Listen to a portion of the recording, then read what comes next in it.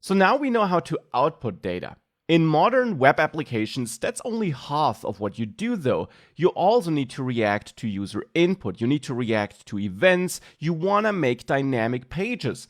After all, this is one of the main reasons for using a framework like Vue. It makes building highly reactive and dynamic web applications easier. Therefore, that's what we're going to focus on next, and attached you find a simple starting project which is not too different from the one before. We just have a slightly different content. Still got a section with a different ID now, and in there we got two buttons, add and remove. We also have a paragraph where I output a counter which is managed in this Vue app which is created for you already. It's a very simple Vue app here, as you can tell. Pretty empty, just has this data method where I return my data, which only consists of a counter in the end, which is a number starting at 0, and I mount this to the events section, which is this section that holds all that markup. Now at the moment those buttons don't do anything. If I press them, you'll see that, well, nothing happens. And that's exactly what we want to work on. I want to show you how you can react to user input and how you now can really leverage Vue to make a more interactive and reactive web application. Let's say when this button, the add button, when this button is pressed, we want to add 1 to the counter. When the remove button, or reduce maybe, when the reduce button is pressed, we want to deduct 1 from the counter. Let's start with the add button. How could we do that? In regular JavaScript, we would get access to the button with document get element by ID if that button had an ID, or with query selector and selecting the first button we find. And we could add an event listener with the add event listener method. That is how we would do it in vanilla JavaScript without Vue. But we're using Vue so that we don't have to do it like this, so that we don't have to define step by step what should happen, but that we instead can leverage this declarative approach and just declare our end result and let Vue figure out how to get there. And therefore, thankfully, Vue gives us an easier way of adding event listeners to HTML elements. If we want to add a click listener to this button, we can use another Vue directive. We learned about vbind. Vbind is helpful for setting the value of an attribute.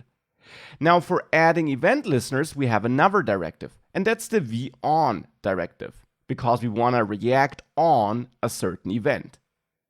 von takes a so-called argument after a colon, just like vbind took the attribute which should be bound. von takes the event to which you want to listen after the colon. In this case, click. Now, in case you're wondering to which events you can listen, well, all the default events you can listen to on HTML elements. So that would be click, mouse enter, mouse leave, really anything you can listen to in vanilla JavaScript as well. Here, it's the click to which I want to listen. And then after an equal sign between the opening and closing double quotes, we now specify the code that should run when the click occurs.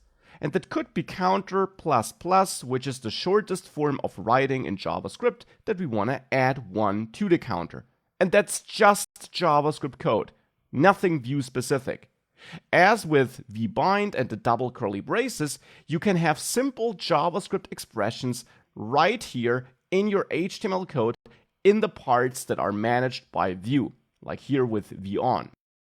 If I now save that and reload, I can click add, and you will see that the counter gets bigger every time I click this button, thanks to this code. Now try doing, well, basically the same, just with reducing the counter on this button. Were you successful? Well, of course, it shouldn't be too difficult. It's essentially the same code.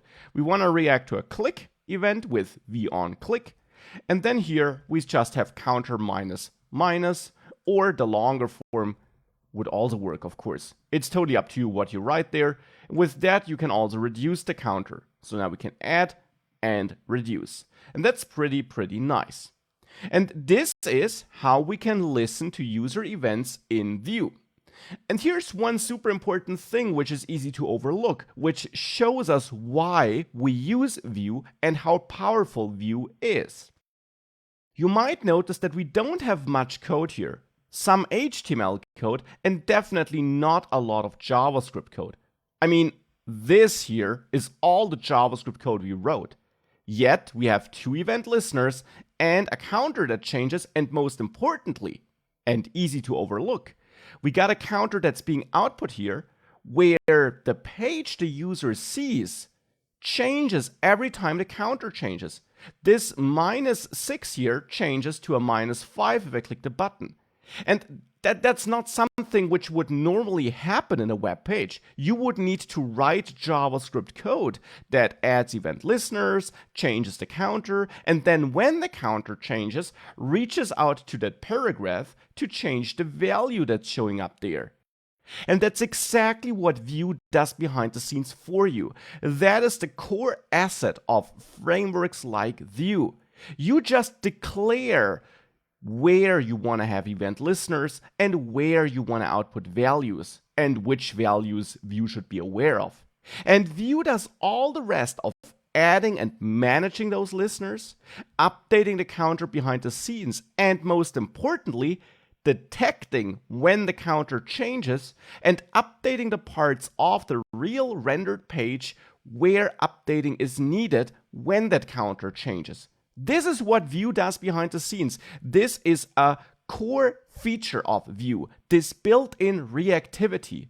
It detects that the counter changes when you click a button, and it then finds the places on the page where the counter is used to update what the user sees with JavaScript behind the scenes.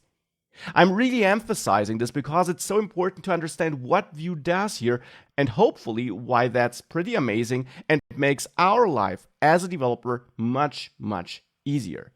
Well, and that's how we can get started with events in Vue. Now let's see what else we can do with them.